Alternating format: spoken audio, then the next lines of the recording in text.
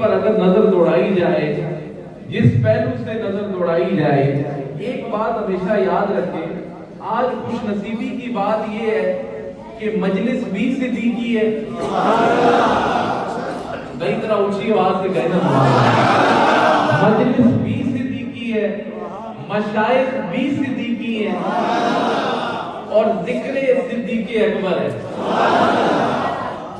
یہ میں نے 3 باتیں کہی اور اس میں بڑا فرق ہے۔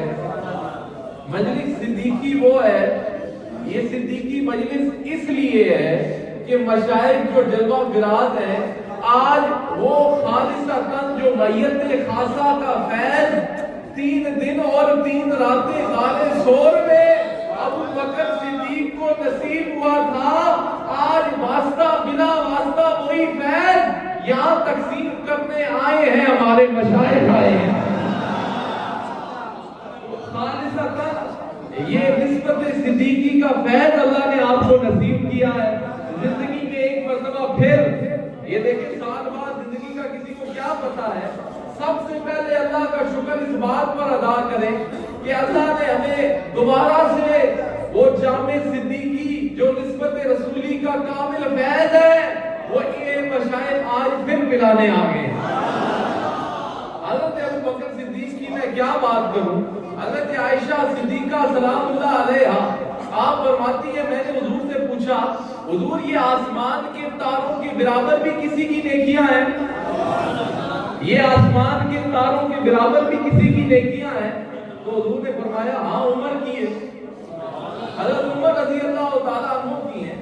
اور حضرت بھائی صاحب آپ فرماتی ہیں میں خاموش ہو گئی، تو حضور نے خاموشی کا سبب جاننے کے لیے کہا کہ آپ خاموش ہوئی ہیں، آپ فرمانے لگی میں سمجھ رہی تھی کہ شاید آپ میرے والد گرامی کا نام لیں گے۔ مطلب جواب جو ہے نا وہ ایکسپیکٹیشن کے مطابق نہ آیا، تو حضور نے فرمایا ان کی کیا بات کروں، عمر کی ساری زندگی کی نیکیاں ایک طرف، ابو بکر صدیق کی ایک شب کی نیکی ایک طرف۔ اچھا وہ شب کی نیکی کیا تھی؟ ساری زندگی فاروق اعظم رضی اللہ تعالیٰ عنہ آپ فرماتے رہے، اے ابو بکر میری زندگی کی ساری نیکیاں لے لو، مجھے فقط وہ ایک نیکی جو تمہیں غار میں نصیب ہوئی تھی وہ میرے نام کرنا۔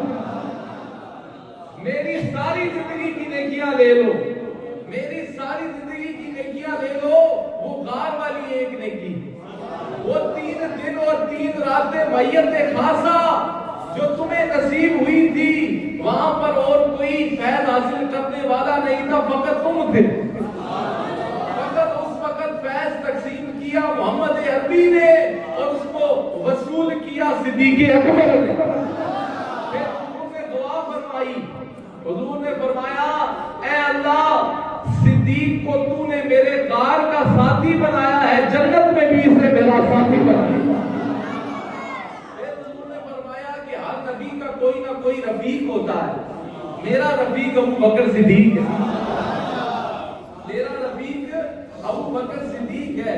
تو حضرت سیدنا صدیق اکبر کی ایک بات ذرا سنیں، آپ حضور کی میت میں تشریف فرما تھے، حضرت جبریل علیہ السلام آئے اور آپ فرماتے ہیں کہ اے محبوب ذرا یار سے یہ تو پوچھو ان کے دانت کے درد کا اب کیا حال ہے،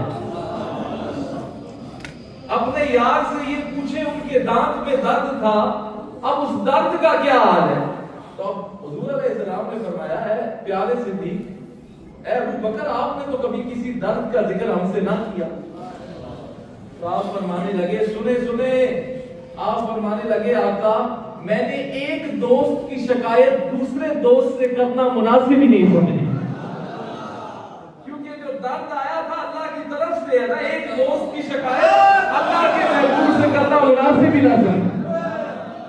میں نے ایک دوست کی شکایت، تو یہ ہے تقویٰ، یہ ہے للہیت۔ اچھا آپ سے کوئی کہہ دیتا نا آپ خلیفۃ اللہ ہیں، اللہ کے نائب ہیں زمین پر، آپ کہتے ہیں مجھے خلیفۃ الرسول ہی کہا کرو، میں اس پہ راضی ہوں،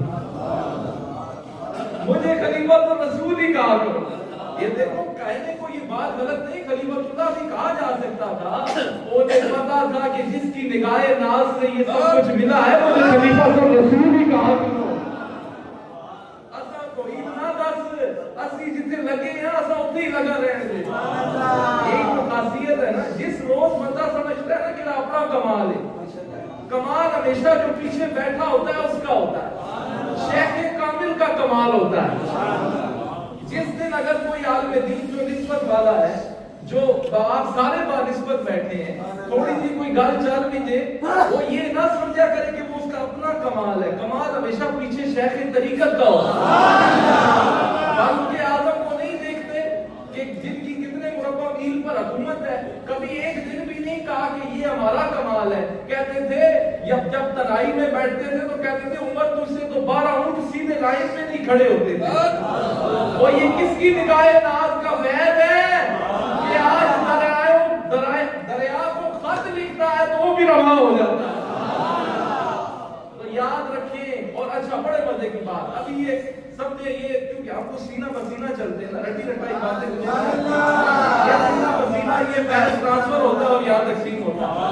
حضرت داتا صاحب نے لکھا ہے، آپ فرماتے ہیں جو چاہتا ہے نا کہ صوفی بنے، صوفیوں سنو، جو چاہتا ہے صوفی بنے، اسے چاہیے کہ وہ سیدنا صدیق اکبر کے نقش قدم پر چلے۔ صوفی کی ایک رفع ہوتی ہے، ایک فرع ہوتی ہے اور ایک اصل ہوتی ہے، ان دونوں صفتوں کا امام صدیق اکبر ہے۔ ان دونوں صفتوں کا جڑا چاہتا ہے نا صوفی بنے تو اسے چاہیے کہ وہ سیدنا صدیق اکبر کے نقش قدم پر چلے۔ درجے کمال کا تصور شیخ کا کنسپٹ دیا ہے کہ جس کے اوپر تصوف کی بنیاد کھڑی ہوئی ہے، یہ شیخ کا اور جو مرید کا رشتہ ہوتا ہے نا، آپ سارے مرید اور طریقت والے بیٹھے ہیں نا، ایک بات ہمیشہ یاد رکھیں، مشائخ موجود ہوں نہ ہوں، نسبت صدیقی اس بات کا تقاضا کرتی ہے کہ آپ کے دلوں میں تصور شیخ ہر وقت مضبوط رہے۔ یہ نہیں کہ ظاہری طور پر مجلس لگ گئی، آج تازگی ہو گئی، آج روح اللہ اللہ بھی کر رہی ہے، آج لا الہ الا اللہ بھی ہو رہی ہے، آج شیخ کو دیکھ کر تر و تازہ بھی ہو رہے ہو۔ نہیں، نسبت صدیقی اس بات کا تقاضا کرتی ہے، شیخ یہ ختم کرے نشر، یہ اجتماع ختم ہو اور تم گھروں میں جاؤ، تب بھی تصور شیخ قائم رہے اور دل میں تمہارا ذاکر ہو جائے۔ حضرت شاہ ولی اللہ محدث دہلوی آپ فرماتے ہیں بعض اوقات تصور شیخ سے بھی فیض حاصل ہو جاتا ہے۔ ایک خاص بات ہے، یہ خیر خاصوں کی بات ہے، آپ فرماتے ہیں بغیر تصور شیخ کے جو وظائف پڑھے جاتے ہیں ان سے اتنی منازل طے نہیں ہوتی جو تصور شیخ رکھ کر اگر کوئی بتائے۔ اور حضور مجدد ثانی فرماتے ہیں کہ قرب خاص رب تک پہنچنے کا سب سے آسان طریقہ ہی تصور شیخ۔ اب یہ تصور شیخ کیا ہے، صورت شیخ کیا ہے، یہ تو بڑی آسانی سے کہہ دیتے ہو، میں اس طرف نہیں جاتا، وہ غار والا واقعہ یا اس طرف نہیں جاتا، یا وہ جو سارا مال کی جب ضرورت پڑی تو سیدنا صدیق اکبر سارا مال اٹھا کر لے آئے، یہ بات تو کرتے ہیں آپ، سارا مال اٹھا کر لے کے آئے۔ حضور نے پوچھا صدیق گھر کیا چھوڑا ہے؟ آپ نے کیا فرمایا؟ اللہ اور اس کا، پوچھا بولو بھائی، اللہ اور اس کا رسول، اللہ اور اس کا رسول۔ اب چھوٹا سا ایک سوال ہے، اللہ تو ٹھیک ہے سمجھ آتا ہے چھوڑ کر آئے تھے، اللہ ہر جگہ پر ہے، نبی علیہ السلام تو آپ کے سامنے موجود تھے، پھر گھر کیا چھوڑ کر؟ تصور شیخ، صورت شیخ سامنے ہے، اے کملی والے، تو یہاں بھی آپ ہیں، گھر پر بھی آپ ہیں، ہم نے تو آپ کو کبھی جدا سمجھا ہی نہیں ہے۔ حضور ہم آپ کی مجلس میں رہتے ہیں تب بھی صورت آپ کی سامنے رہتی ہے، جب آپ نظر کے سامنے نہیں ہوتے تب بھی صورت آپ کی سامنے رہتی ہے۔ حضور آپ کو کبھی مجلس تو یہ نہ سمجھا کرو، مشائخ کی میت، مشائخ کا تصور ہر وقت جمع رہنا چاہیے، ہر وقت تصور شیخ پہ بندہ ہو، پھر کئی جگہوں سے کئی مناظر رائے سلوک کے سارے مناظر اللہ طے کرنا ہے، سارے کچھ باتیں اور خاص ہیں، خاصاں کی گلامہ آگے، کیونکہ میڈیا کا دور کئی اثر بھی نہیں ہونی ہے نا، میں آپ کے اس حساب سے اور آپ کا جس کا برتن ہے اس حساب سے ہی جان دے رہا ہوں، اس حساب سے بتا رہا ہوں، عرض کرنے کا مقصد یہ ہے۔ اور پھر فرمایا نا حضور تین چیزیں مجھے سب سے بہتر لگتی ہیں، ایک فرمایا کہ مال میرا ہو اسے خرچ آپ کریں، دوسرا فرمایا بیٹی میری ہو اور آپ کے نکاح میں ہو، اور تیسرا فرمایا رخ آپ کا ہو اور بددعا کا چہرہ میں تکتا ہوں۔ दो को देखने की, वो यही तो है ना तस्वुर शहर। इसकी क्या जरूरत थी? क्या कुरान में है कि नबी का सूरत तकते रहो, हर वक्त उनका चेहरा तकते रहो? नहीं नहीं, बात दादा साहब वाली है। सूफी जो होता है, इश्क का जो इखलास का पैकर होता है, अगर चाहते हो कि तुम सूफी बनो तो फिर सिर्फ। अच्छा, एक और बात, ये बात भी हजरत दादा साहब ने लिखी। आप फरमाते हैं सबसे पहले सूफियों की बोली जिसने बोली है वो भी सिद्दीक़ अकबर। सूफिया ने अपनी बोली होनी है भाई। किसी को तकते रहना नमाज थी तेरी, इकबाल का शेर है वो नमाजें क्या थी कि जो यार पीछे आए। हुजूर के आजम फरमाते हैं, आप वो ये बुखारी और मुस्लिम में भी है कि नमाज हो रही है, ये कैसी नमाज है? यार की आमद की खबर होती है, मुसल्ला छोड़ देते हैं सिद्दीक़। किसी कुरान में था, किसी कुरान के अल्लाह ने कहा था कि नमाज के दौरान नहीं नहीं, किसी को देखते रहना नमाज थी तेरी। तो ये मुल्ला की अदा हो रहा है, मुजाहिद की अदा हो रहा है, आशिक की अदा हो रहा है। ये और बातें हैं, ये उस्ताद के दिलों की बातें हैं। सिद्दीक़ अकबर ने जो खालिसतन निस्बत और फिर आगे दी है ना, अब अल्लाह से ये दुआएं किया करें और मशाइख के लिए दुआएं किया करें कि वो खालिसतन। देखिए नक्शबंदियों के अंदर भी ना सारे नहीं, कुछ मोहम्मदी और मशरफ नक्शबंदी होते हैं जो खालिसतन खास कोई हमारे हुजूर किबला आलम जैसा वो अंदर का फैज़ जो आज भी तकसीम हो रहा है। हुजूर के पहलू में जलवा फिराज है सिद्दीक़ अकबर, और रूहानी तौर पर आज भी वो फैज़ तकसीम फरमा रहे हैं।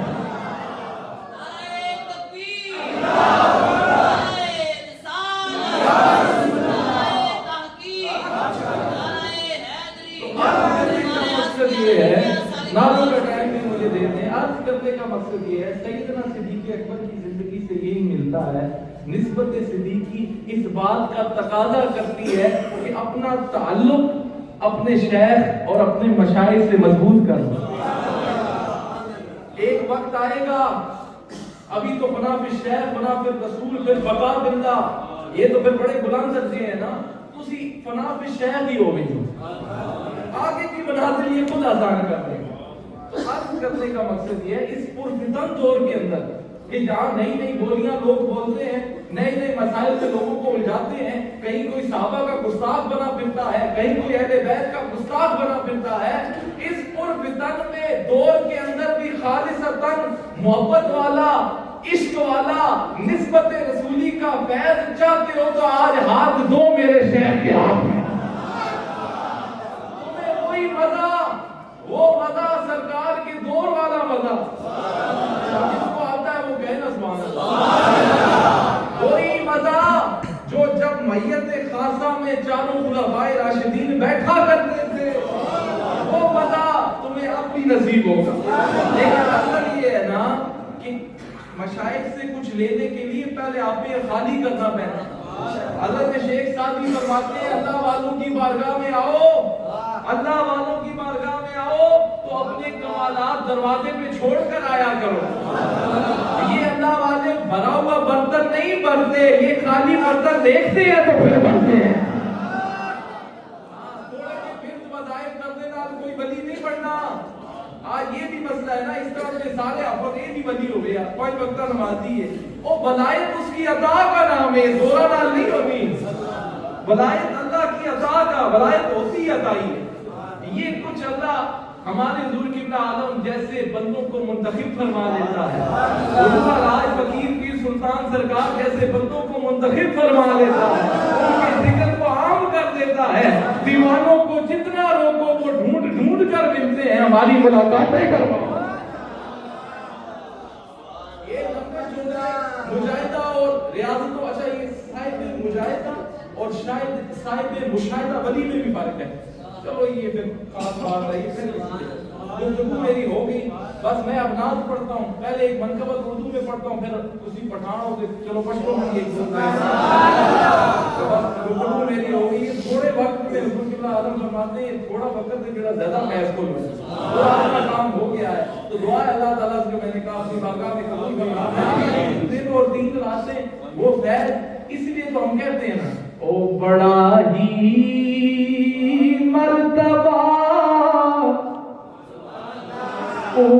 اونچا ملا صدیق اکبر کو. بھائی صدیق اکبر کو یہ تو کہہ سکتے ہیں نا بڑا ہی مرتبہ اونچا ملا یہ ہاتھ اٹھا کر پڑھیے بڑا ہی مرتبہ اونچا ملا ہے کرتا یاد قرآن میں خدا ہے کرتا یاد قرآن میں خدا. بھائی پٹھانوں ابھی بھی کمی ہے. میں پشتو بھی پڑھوں گا لیکن اردو میں بھی میرے ساتھ پڑھیں گے تو تب پڑھوں گا. اور رکھا ہے قبر میں بھی اپنے ساتھ شاہ عالم نے کرے پھر کون آقا سے جدا کرے پھر کون آقا سے صدیق اکبر کو